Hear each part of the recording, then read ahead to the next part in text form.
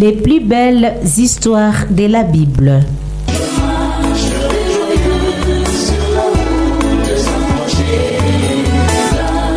Les plus belles histoires de la Bible est une émission de l'Église catholique réalisée par le Fils de Saint Paul. Les plus belles histoires de la Bible.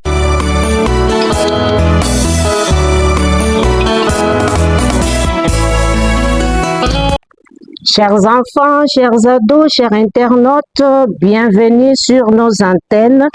Nous espérons que vos postes radio sont ouverts pour suivre notre émission Les plus belles histoires de la Bible. Comme vous le savez, c'est une émission qui est réservée pour les enfants parce que les enfants doivent apprendre dès les bas âges à connaître la Bible.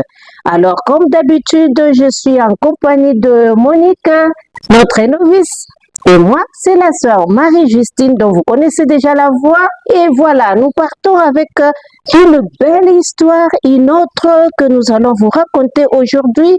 Il s'agit de l'appel à la résistance. On va résister à quoi? On appelle qui a résisté? À résister à quoi?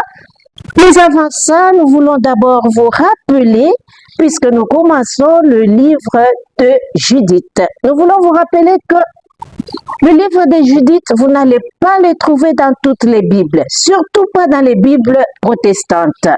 Pourquoi? Vous allez vous poser la question, pourquoi le livre de Judith ne se trouve pas dans les Bibles protestantes? La raison est simple.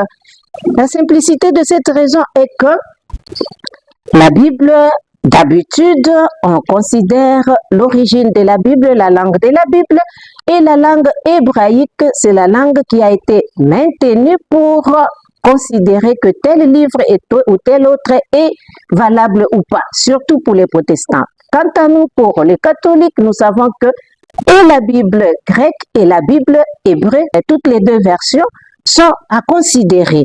Alors, le livre, de Judith, on a dit dans le passé et on continue à affirmer que même ce livre-là de Judith était aussi en hébreu. Malheureusement, la version hébreu a disparu, a été perdue et la version grecque y est. Voilà pourquoi les protestants n'acceptent pas le livre de Judith dans leur Bible. Alors, s'il vous plaît, chers enfants, chers ados, si vous allez suivre cette émission comme d'habitude, prenez vos Bibles catholiques. Vous allez m'excuser, mais toutes les Bibles protestantes n'ont pas le livre de Judith. Pour ne citer que la Bible Louis II, que beaucoup de gens aiment lire, mais en fait, selon les catholiques, la Bible Louis II n'a pas les livres qu'on appelle les livres deutérocanoniques. Alors, cette introduction faite, nous voulons vous dire que nous sommes déjà dans le livre de Judith. Et cette histoire s'ouvre avec Nabuchodonosor, le roi assyrien. Nabuchodonosor va déclarer la guerre aux Mèdes. Ne pouvant pas procéder tout seul, il se dit d'associer d'autres personnes, c'est-à-dire des États vassaux, dont Juda y compris. Alors, ces États vassaux refusent sa proposition de coopérer à attaquer les autres et voilà, face à ces refus, Nabuchodonosor se met en colère. Qu'est-ce qui va se passer avec cette colère, mon Dieu? C'est grave. Alors, pourquoi dans la vie on doit chercher la vengeance à la place de la paix? Posons-nous cette question. Est-ce qu'on doit, lorsqu'on se croit puissant, on doit écraser les autres? Est-ce que lorsqu'on est puissant, on doit écraser les faibles?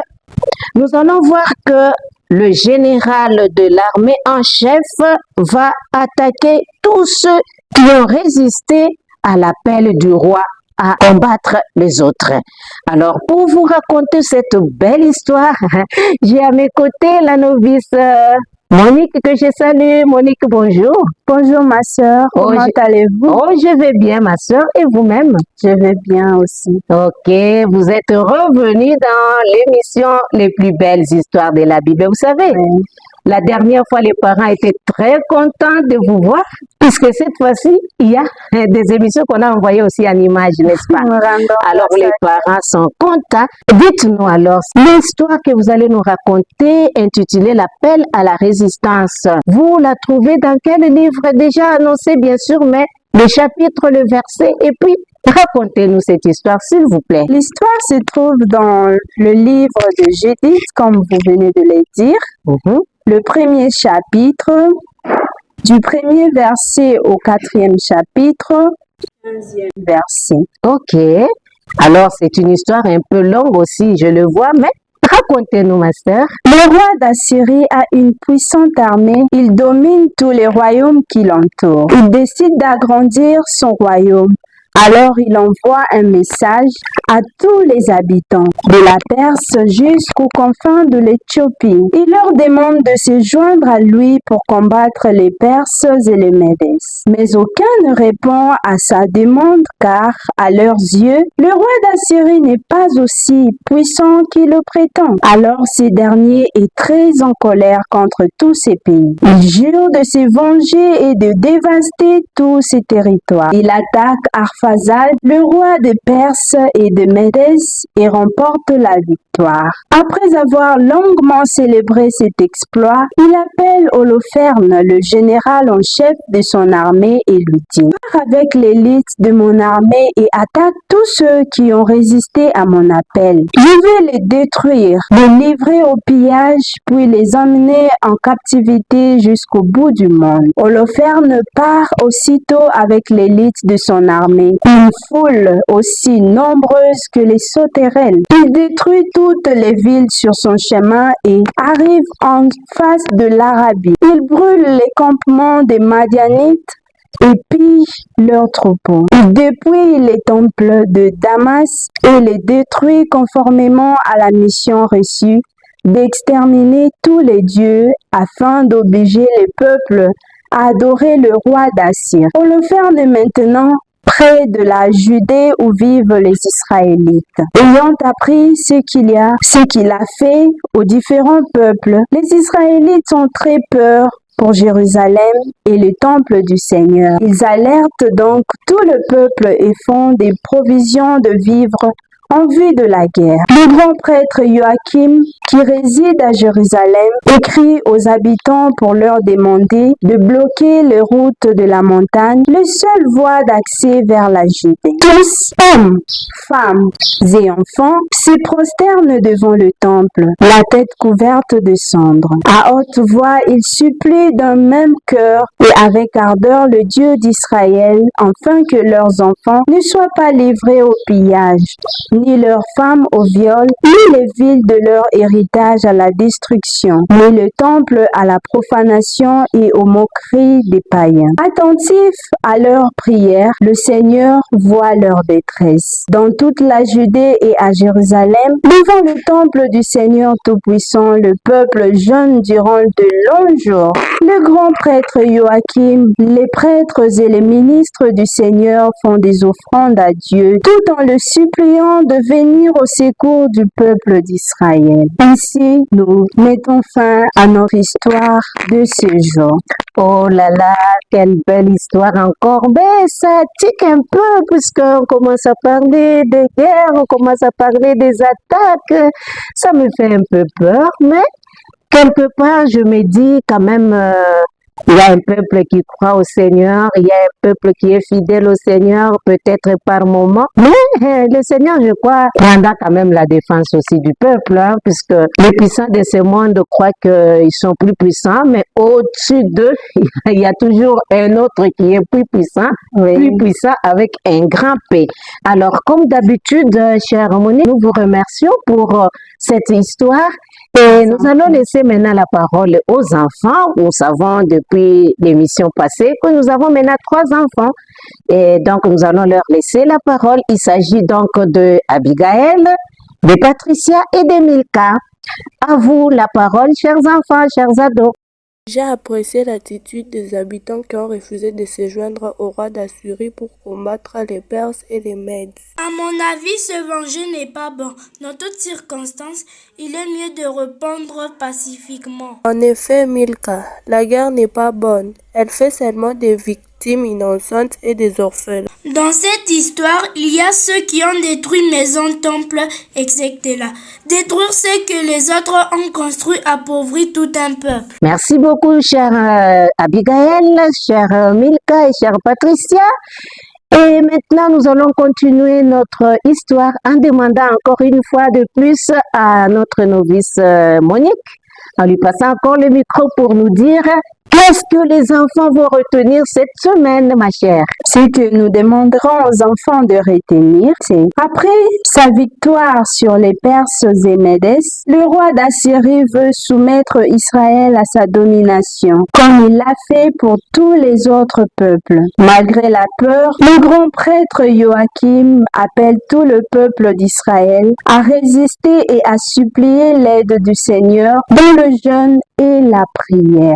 Voilà, supplier l'aide du Seigneur dans le jeûne et la prière, parce que nous savons que lorsque son enfant ou ses enfants supplient, lorsque ses enfants prient, il exauce, n'est-ce pas? Oui. Voilà. Alors maintenant, quel est le verset important selon vous? Avant le verset, j'aimerais poser une question. Vous avez toujours des questions à poser aux enfants et ça c'est intéressant. Allez-y, ma chère. T'arrive-t-il de demander le secours du Seigneur lorsque tu as peur? Si oui, donne un exemple. Et si non, pourquoi?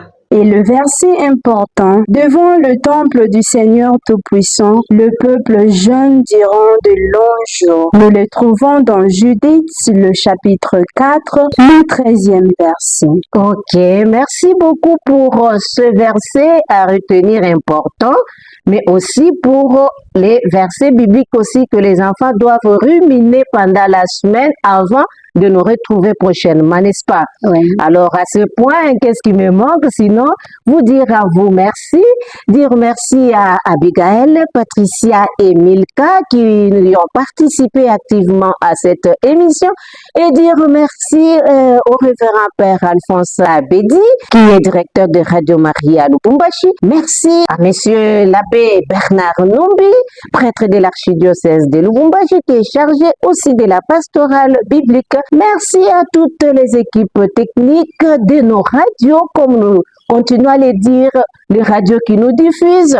Il s'agit de Radio Maria, il s'agit de Vuvukieto, il s'agit de RTU, Radio Télé Umoja, aussi Radio Maria Kindu. Et nous ne manquerons pas de saluer Monseigneur Adolphe Nsolochi, qui vient à peine de fêter encore son jubilé de sacerdoce, à qui nous souhaitons encore le meilleur, longue vie et toujours dans la sainteté que le Seigneur désire pour tous ses enfants.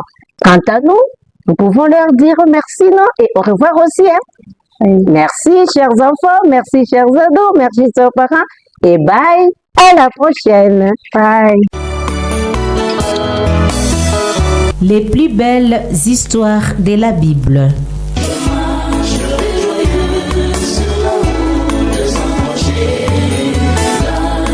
Les plus belles histoires de la Bible est une émission de l'Église catholique réalisée par le Fils de Saint Paul. Les plus belles histoires de la Bible.